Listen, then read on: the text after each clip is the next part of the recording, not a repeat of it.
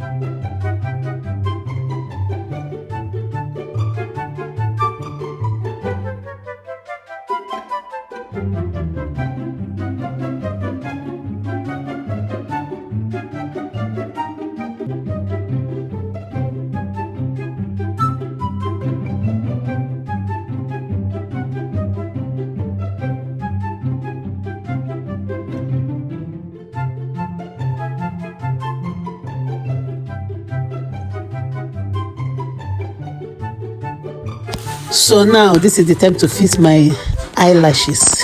And I'm not used to it. This is my second time of fixing eyelashes.